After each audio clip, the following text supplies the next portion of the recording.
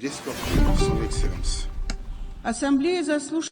L'Assemblée va maintenant écouter une déclaration du Premier ministre par intérim de la République du Mali, son Excellence Abdoulaye Maïga. Je prie le protocole d'escorter son Excellence. J'ai le plaisir de souhaiter la bienvenue au Premier ministre par intérim de la République du Mali, son Excellence Abdoulaye Maïga. Je l'invite à s'exprimer devant l'Assemblée.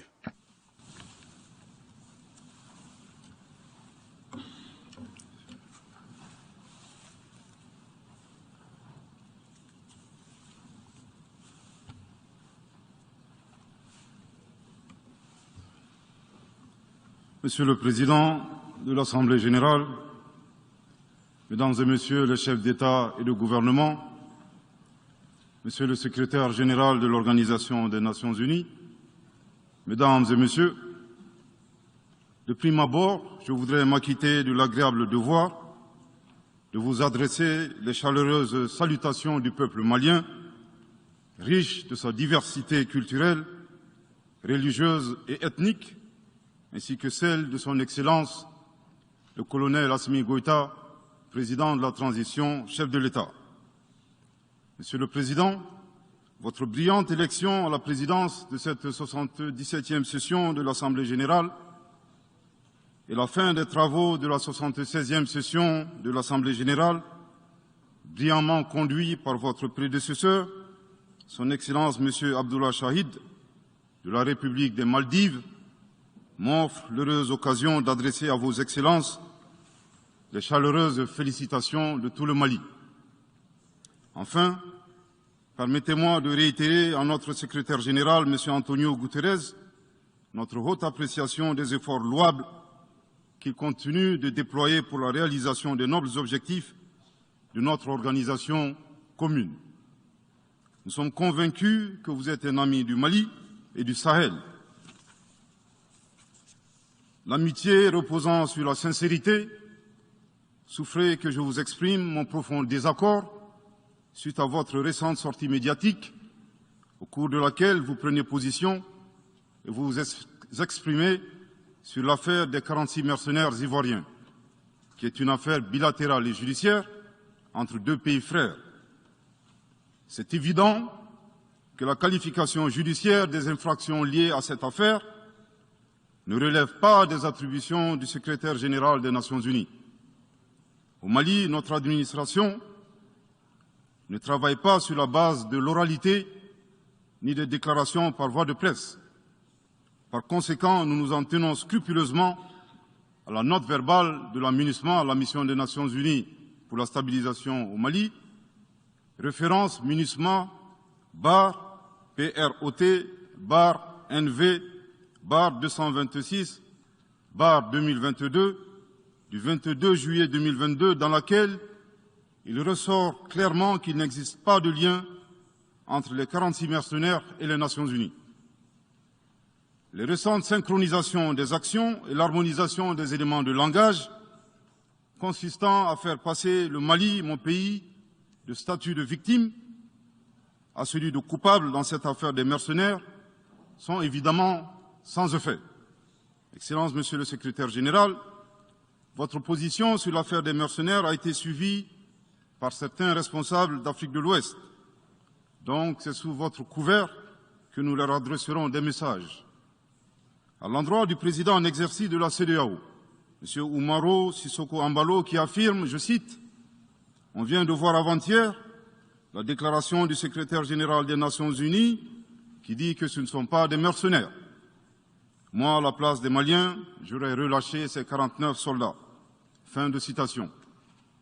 Je voudrais très respectueusement signifier à ce dernier qu'il existe un principe de subsidiarité, d'ailleurs au contour flou entre la CEDEAO et les Nations unies, et non un principe de mimétisme.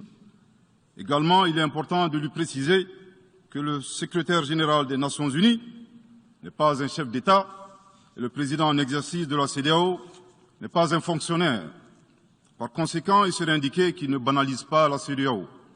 Enfin, il est utile de rappeler au président en exercice de la CEDEAO qu'au Mali, les autorités n'interfèrent pas dans les dossiers judiciaires et respectent l'indépendance de la justice.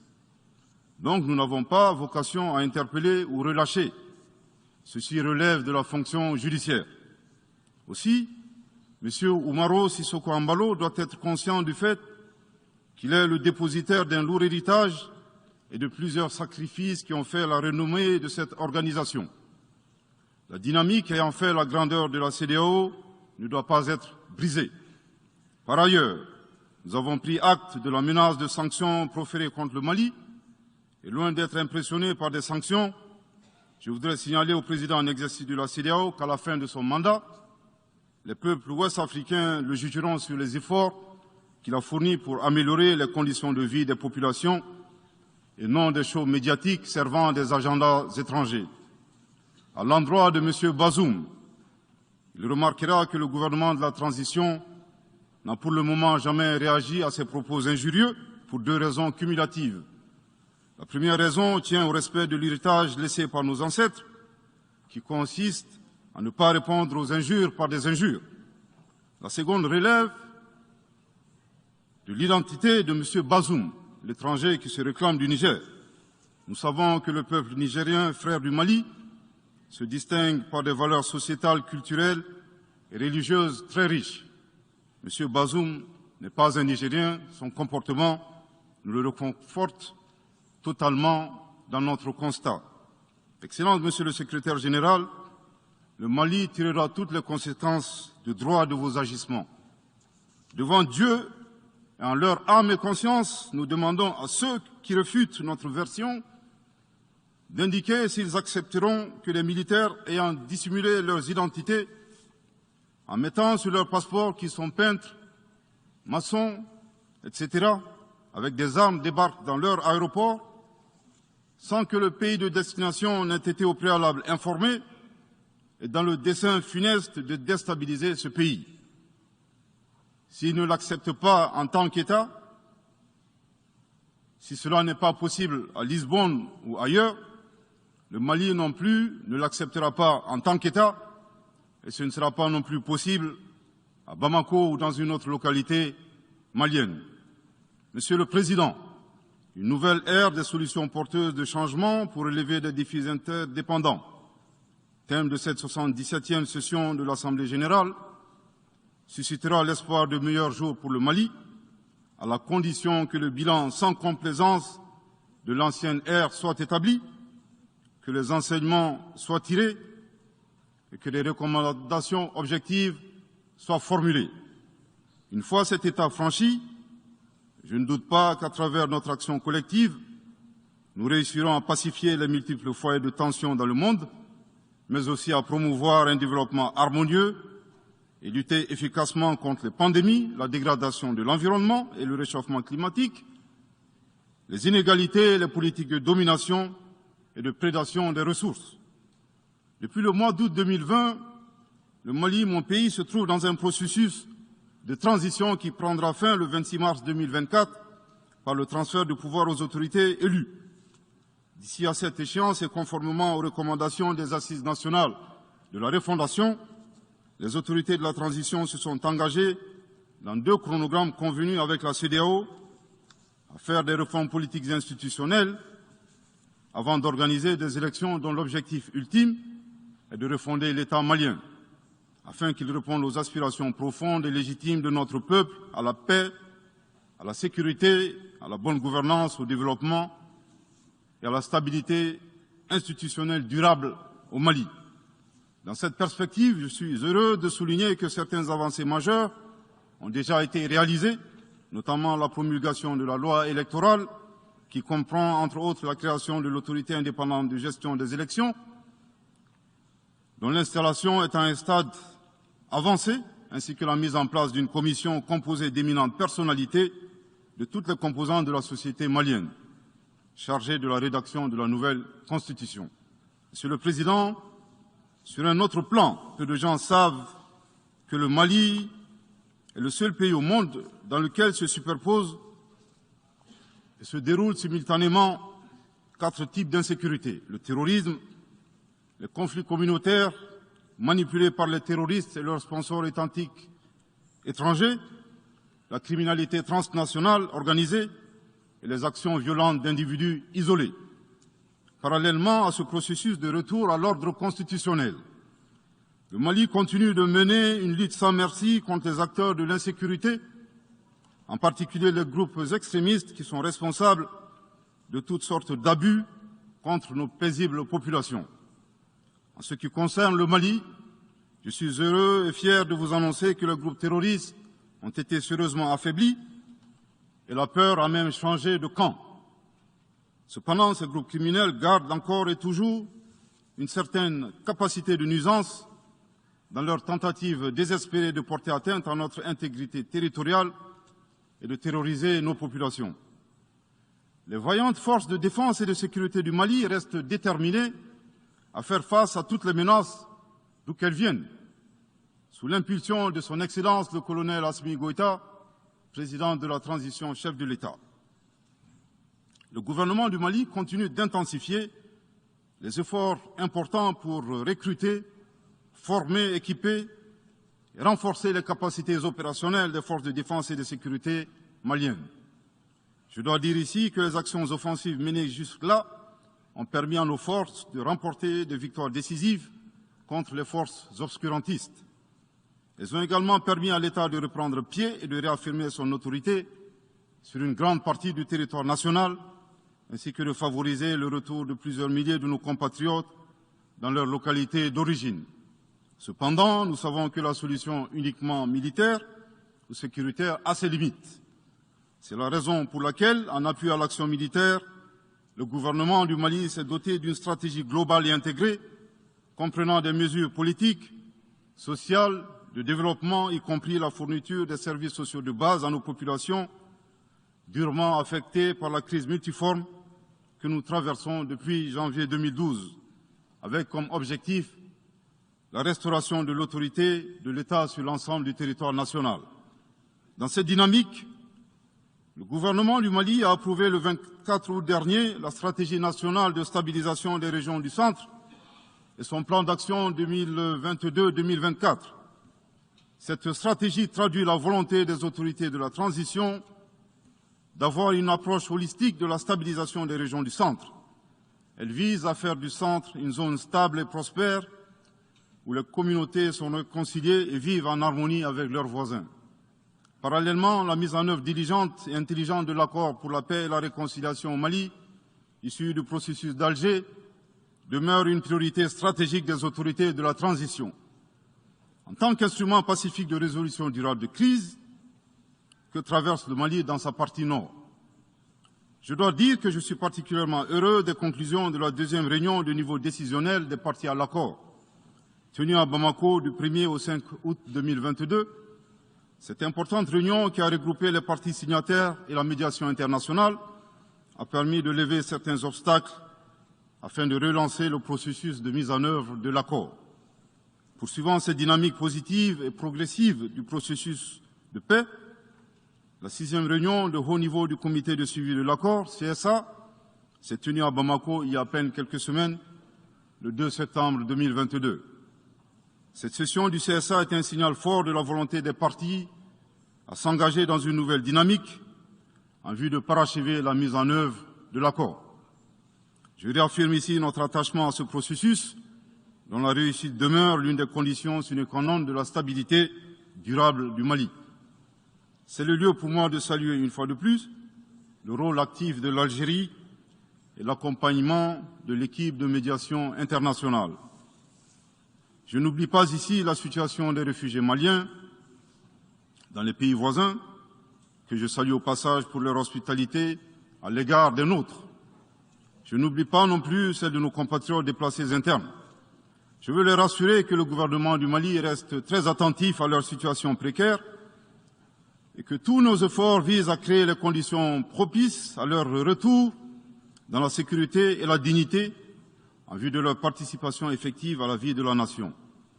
Monsieur le Président, dans sa difficile quête pour la paix, la stabilité et le développement durable, le peuple malien reste reconnaissant des efforts et des sacrifices consentis par la MINUSMA, de sa création en juillet 2013 à nos jours, visant à aider le Mali à restaurer son autorité sur l'ensemble de son territoire. C'est pourquoi je tiens à rendre hommage au nom du peuple et du gouvernement malien à la mémoire de toutes les victimes maliennes comme étrangères, civiles comme militaires, tombées sur le champ d'honneur au Mali. Cela dit, il nous faut reconnaître que près de 10 ans après son établissement, les objectifs pour lesquels l'AMINUSMA a été déployé au Mali ne sont pas atteints, et ce, en dépit des nombreuses résolutions du Conseil de sécurité. C'est pourquoi le gouvernement du Mali réitère sa demande, maintes fois exprimée, d'un changement de paradigme, d'une adaptation de l'AMINUSMA à l'environnement dans lequel elle est déployée et d'une meilleure articulation de cette mission avec les autorités maliennes. Dans cette perspective, il est extrêmement important pour l'AMINUSMA de rester une force d'appui au Mali dans sa quête de stabilité. Le gouvernement du Mali dénonce les influences extérieures négatives et les tentatives d'instrumentalisation de certaines entités légalement présentes au Mali pour servir des agendas cachés, y compris à travers l'exploitation de la question des droits de l'homme aux fins de déstabilisation. Monsieur le Président, le monde se souviendra qu'après avoir été abandonné en plein vol le 10 juin 2021 par la France, qui a unilatéralement décidé de retirer la force Barkhane du Mali, mon pays a été ensuite poignardé dans le dos par les autorités françaises. La précision est d'autant plus utile que nous refusons tout amalgame avec le peuple français que nous respectons. Les autorités françaises, profondément anti-françaises, pour avoir régné les valeurs morales universelles et trahi le lourd héritage humaniste des philosophes des Lumières, se sont transformées en une junte au service de l'obscurantisme.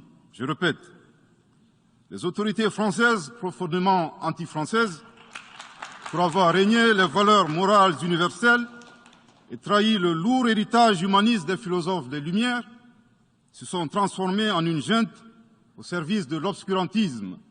Je répète pour une dernière fois.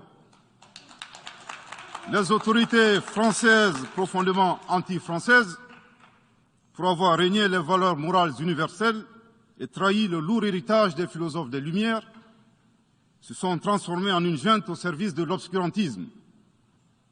Obscurantisme de la junte française nostalgique de pratiques néocoloniales, condescendantes, paternalistes et revanchardes, qui a commandité et prémédité des sanctions inédites, illégales, illégitimes et inhumaines de la CEDEAO et de l'UEMOA contre le Mali et mon pays. Après plus de 10 ans d'insécurité et en fait des milliers de morts, autant de réfugiés et de déplacés internes, n'est-ce pas un sacrilège de mettre une population malienne victime de l'insécurité dans un pays enclavé sous embargo pendant 7 mois, en procédant à la fermeture des frontières et la saisie des comptes financiers du Mali. Grâce à sa résilience et à la solidarité de pays amis et des peuples africains, le peuple malien a tenu et a déjoué les pronostics de ses adversaires. Obscurantisme de la junte française qui s'est rendue coupable d'instrumentalisation des différences ethniques, en oubliant si vite sa responsabilité dans le génocide contre les Tutsis au Rwanda, coupable également de tenter désespérément de diviser les Maliens, enfants d'une même famille. Enfin, obscurantisme de la junte française qui a violé l'espace aérien malien en y faisant voler des vecteurs aériens tels que des drones, des hélicoptères militaires et des avions de chasse plus d'une 50aine de fois, en apportant des renseignements, des armes et munitions aux groupes terroristes. Afin de se donner une bonne conscience, la junte française accuse le Mali de n'avoir pas été reconnaissant en se gargarisant de la mort regrettable de 59 soldats français au Mali lors de diverses opérations de lutte contre le terrorisme.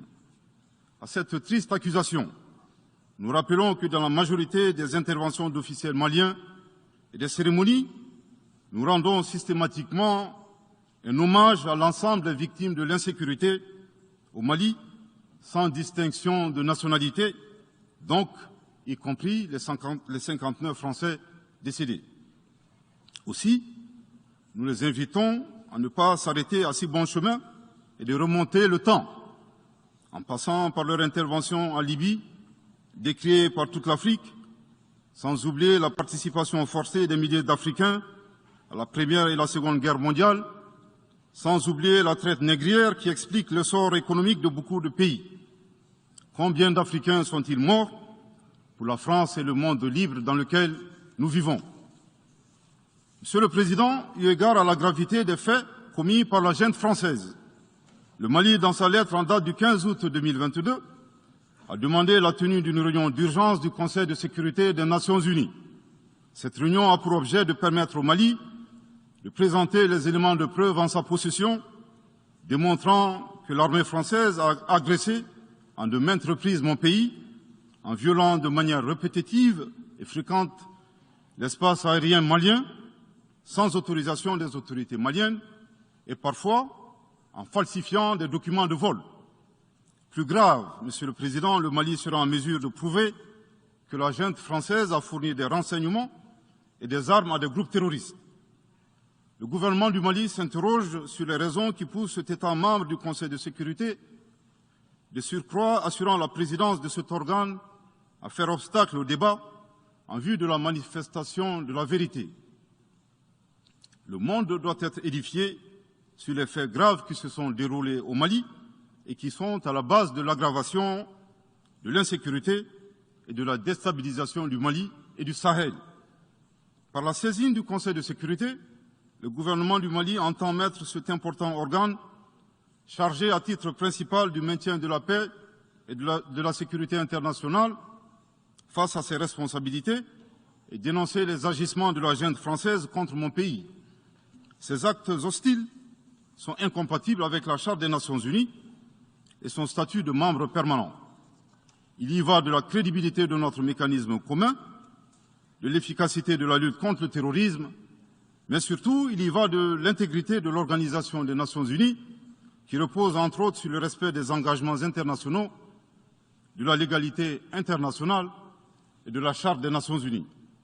Monsieur le Président, il semble opportun pour le Mali de demander votre implication personnelle auprès du Conseil de sécurité des Nations Unies afin que notre demande aboutisse pour que cesse la duplicité et la guerre par procuration imposée à mon pays. Monsieur le Président, dans la lutte contre le terrorisme et l'extrémisme violent, le gouvernement du Mali est fortement interpellé sur la question des droits de l'homme. Je tiens à souligner que les droits de l'homme constituent avant tout des valeurs qu'incarne chaque Malien. Aussi, le gouvernement du Mali reste déterminé à les respecter et à les faire respecter, conformément à sa politique de tolérance zéro contre l'impunité. Et cela par fidélité à nos valeurs ancestrales inscrites dans la charte de Kouroukanfouga, proclamée en 1236 par l'empereur du Mali, Soundiata Keïta. Le Mali, berceau de grandes civilisations, héritier de grands empires, terre de brassage, d'hospitalité et de tolérance, fait de la promotion et de la défense des droits de l'homme une priorité nationale. C'est pourquoi je réaffirme avec force que les opérations militaires des forces de défense et de sécurité du Mali sont conduites dans le strict respect des droits de l'homme et du droit international humanitaire. Cependant, comme je viens de le souligner, le gouvernement du Mali s'oppose avec véhémence à l'instrumentalisation de la question des droits de l'homme à des fins politiques, de positionnement, voire de chantage ou d'intimidation. De même, nous regrettons la sélectivité observée entre les droits des populations, dont des villages entiers sont massacrés et rasés, qui ne suscitent presque pas d'indignation particulière, et la manipulation communicationnelle faisant passer des terroristes neutralisés sur le champ de bataille pour des civils innocents. Monsieur le Président, pour terminer, je dirais que le peuple malien a décidé de prendre son destin en main. Il soutient pleinement le gouvernement dans la refondation du Mali, ainsi que le retour à un ordre constitutionnel apaisé et sécurisé en mars 2024, à l'issue d'élections libres, transparentes et crédibles. La réalisation de ces vastes chantiers exige du gouvernement de poursuivre et d'intensifier les efforts en vue de l'amélioration continue de la situation sécuritaire dans le pays et de la protection des personnes et de leurs biens. À cet égard, je me réjouis de la tenue à Lomé, le 6 septembre dernier, de la 3e réunion du groupe de suivi et de soutien à la transition. Les conclusions de cette importante rencontre, notamment la reconnaissance des progrès réalisés par la transition et les appels lancés en faveur de la mobilisation de tous les partenaires du Mali pour consolider leur appui politique, économique, technique et financier à la République du Mali, ainsi que pour soutenir les efforts des autorités de la transition du Mali en vue d'un retour harmonieux à l'ordre constitutionnel. Je voudrais rappeler que la transition au Mali résulte de plusieurs années de dysfonctionnement de notre jeune démocratie qui a engrangé quelques résultats positifs. Malheureusement, à l'heure du bilan, les passifs sont plus importants que les actifs, d'où la survenance de la transition. Je saisis cette opportunité qui m'est offerte pour remercier chaleureusement notre respecté aîné, son Excellence le Président Alassane Dramane Ouattara, pour les sages et éclairés conseils qu'il nous a prodigués dans son allocution mémorable à cette 77e session de l'Assemblée générale des Nations unies. Je voudrais le rassurer que les autorités de la transition malienne n'ont d'autres objectifs que de faire des réformes politiques et institutionnelles avant d'organiser des élections, tout en luttant obstinément contre le terrorisme. Ces réformes permettront d'améliorer la gouvernance et toutes les dispositions seront prises pour que la démocratie malienne soit la plus enviée au monde. Dans ce chantier, nous prêterons une attention particulière au 3e mandat, qui ne sera pas possible. Le troisième mandat pour un public moins averti consiste pour un président de la République d'effectuer une manœuvre en 4 temps, en vue de conserver le pouvoir pour lui seul et son clan. Premier temps, presque en fin de second mandat, donc en principe non rééligible, il s'agit pour le président de la République sortant de déclencher une révision constitutionnelle de manière non consensuelle. Deuxième temps, au cours de cette révision constitutionnelle, le président de la République sortant modifiera quelques dispositions constitutionnelles. Troisième temps, une fois la nouvelle constitution adoptée, sur fond de crise politique naturellement, le président sortant devient candidat en violation de la limitation du nombre de mandats à 2. Sa candidature est alors justifiée par l'adoption de la nouvelle constitution et le prétexte est tout trouvé. La limitation du nombre de mandats à 2 concernait l'ancienne constitution. Par conséquent, il est candidat au regard de la nouvelle constitution adoptée. Quatrième temps, une farce électorale est organisée. Forcément, il remporte les élections et s'ensuit une chasse impitoyable aux opposants politiques, dont certains sont arrêtés, d'autres s'exilent et d'autres assassinés. Les allégeances sont obtenues grâce au pouvoir de l'argent, le clientélisme et les intimidations. Dans un langage plus simplifié et en référence à une métaphore footballistique, le 3e mandat est une magie.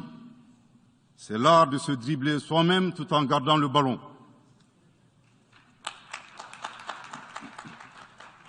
Excellence, Monsieur le Président Ouattara, vos conseils nous rappellent la triste histoire du chameau qui se moque de la bosse du dromadaire. Malgré les efforts tangibles de la transition malienne, dans la mise en œuvre des chronogrammes des réformes politiques et institutionnelles et celui des élections, salués par la communauté internationale, Madame la ministre des Affaires étrangères de la junte française, à qui le Mali n'a pourtant rien demandé, a estimé qu'il n'y avait pas eu de progrès, oubliant que nul ne peut aimer le Mali plus que les Maliens eux-mêmes. Sa position singulière et son adversité ne nous surprennent guère. Victor Hugo, dans Claude Gueux, a classé le genre humain en 2 catégories, en indiquant, je cite, qu'il y a des hommes qui sont fers et des hommes qui sont aimants. Fin de citation. Madame le ministre, dont il s'agit malheureusement, n'est ni fer, ni aimant, elle est hideusement sui generis. Devant l'incertitude et les situations étrangères, le peuple malien adopte une attitude prudente. C'est ce que l'écrivain et le sage Amadou Hampâté-Bâ met en relief en conseillant dans l'étrange destin de Wangrin que, je cite, « Si observer est une qualité, Savoir se taire préserve de la calamité. Fin de citation. Madame le ministre de la Junte française, le Mali vous conseille de vous contenter d'observer sa situation. C'est l'occasion pour moi de saluer les relations de coopération exemplaires et fructueuses entre le Mali et la Russie, tout en réaffirmant que le Mali reste ouvert à tous les partenaires qui souhaitent l'aider à relever les défis multiples qui l'assaillent, dans le respect strict de sa souveraineté, de son unité et de la dignité du peuple malien. Le Mali rappelle que, conformément à la vision du colonel Assimi Goïta, président de la transition chef de l'État, 3 principes guident l'action publique nationale. Premier principe, le respect de la souveraineté du Mali. Deuxième principe, le respect des choix stratégiques et de partenaires opérés par le Mali. Troisième principe, la prise en compte des intérêts vitaux du peuple malien dans les décisions prises. En application de ces principes, le Mali reste disposé à poursuivre et à renforcer ses relations de bon voisinage avec l'ensemble des pays qui l'entourent. De même, le Mali, fidèle à son engagement panafricain, continuera à œuvrer au sein des organisations sous-régionales et régionales pour la réalisation de l'intégration africaine. Également, l'atteinte des objectifs de la transition requiert l'accompagnement de l'ensemble des partenaires du Mali, y compris les Nations Unies. J'en appelle donc aux amis du Mali à rester mobilisés aux côtés du gouvernement en vue de l'aider à relever ensemble ces défis importants. Pour la grande majorité des États du monde, convaincus par le respect mutuel et le partenariat gagnant-gagnant, je leur garantis que les portes du Mali leur sont grandement ouvertes et les Maliens les accueilleront les bras ouverts. Pour la minorité qui serait tentée de ne pas respecter ces principes, nous leur promettons qu'ils feront face à des millions de Assimi Goïta, soucieux de défendre leur honneur, leur dignité et leurs intérêts vitaux. Je terminerai en donnant 2 conseils aux nostalgiques de la domination. Ayez le sens de l'empathie en traitant les autres comme vous voudrez être traités ou en ne faisant pas aux autres ce que vous ne voudrez pas qu'on vous fasse. Le second conseil, revoyez vos copies, revoyez vos modèles, revoyez vos logiciels pour intégrer le changement de mentalité et l'évolution du monde dans vos grilles de lecture et d'analyse. Sortez du passé colonial et entendez la colère, la frustration, le rejet qui remonte des villes et campagnes africaines, des populations africaines, et comprenez que ce mouvement est inexorable. Grâce au principe de la multiplication fractale, vos intimidations et vos actions subversives n'ont fait que grossir le rang des Africains soucieux de préserver leur dignité. S'il n'était qu'une centaine aux indépendances, aujourd'hui nous sommes des millions, et demain, tant que les paradigmes inégalitaires demeureront, nous serons des milliards. Le Mali et son peuple ne seront pas des spectateurs face aux assauts et l'adversité. Pour chaque mot employé de travers, nous réagirons par réciprocité. Pour chaque balle tirée contre nous, nous réagirons par réciprocité.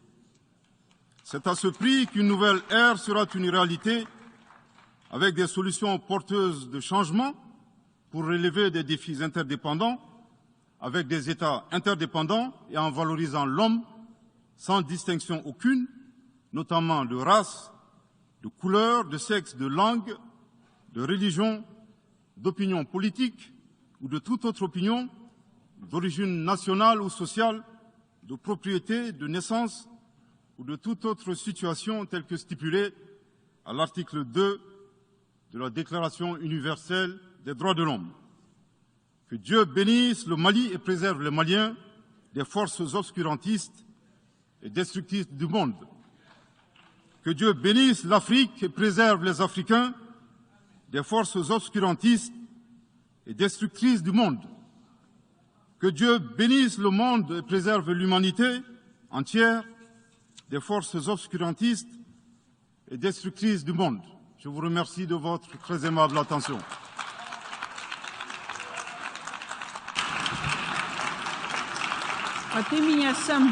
Au nom de l'Assemblée générale, permettez-moi de remercier le Premier ministre par intérim de l'Excellence du Mali pour la déclaration qu'il vient de faire. Je prie le protocole d'escorter son Excellence.